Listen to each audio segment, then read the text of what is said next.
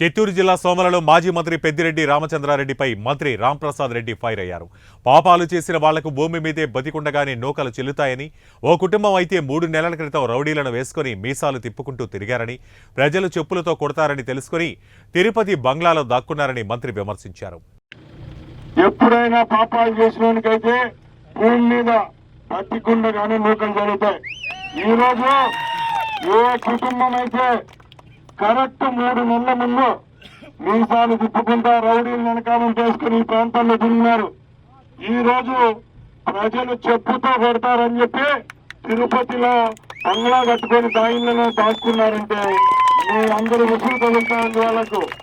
నేను ఒకటే చెప్తున్నా, ఈరోజు తెలుగుదేశం పార్టీ ప్రభుత్వం వచ్చిన తర్వాత, చంద్రబాబు నాయుడు అనే పెద్ద మనిషి ముఖ్యమంత్రి అయిన తర్వాత ఎవరికి గుండెకాయల్లో రైతుల మీద చేయించడానికి నేను భరోసా.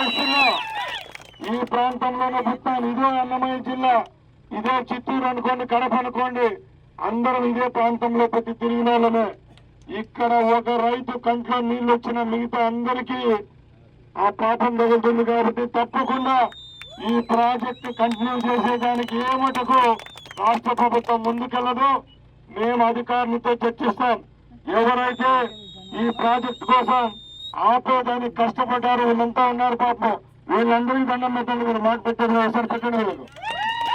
ఎందుకంటే ఈరోజు మన సొంత భూమి 1 ఎకరా పోతే ఎంఆర్ఓ ఆఫీస్కు పోలేని కాలంలో ఢిల్లీకి పోయి మీ అందరి కోసం పోరాడి ప్రాజెక్టు నిలబెట్టిన 2 పెద్ద మనుషులతో మాట్లాడుతూ ఉంటే మాకే గర్వంగా ఉంది. ఎందుకంటే మనం ఏదన్నా పోతేనే పట్టించుకోండి. రోజు అలాంటి గ్రామాలు 12 ఎకరాలు భూమి పోతారు.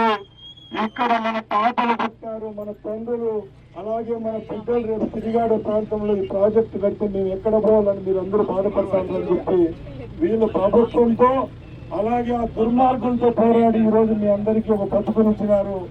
ఈ రోజు వరకు వాళ్ళు కొట్లాడింది ఒక ఎత్తు అయితే, ఇంకా నుంచి తెలుగుదేశం పార్టీ ప్రభుత్వం భరోసా ఇస్తాను మీకు. ఇక్కడ నుంచి పనులు ఎంతలో ఉన్నాయి అంతలోనే ఆగిపోతాయి. ఎవరికైతే రైతులకు భూములు కోల్పోయినారో వాళ్ళకు రెగ్యులర్ చేయించి మళ్ళా మీకు పట్టాలు ఇప్పించేది కూడా ఈ ప్రభుత్వం తీసుకుంటుందని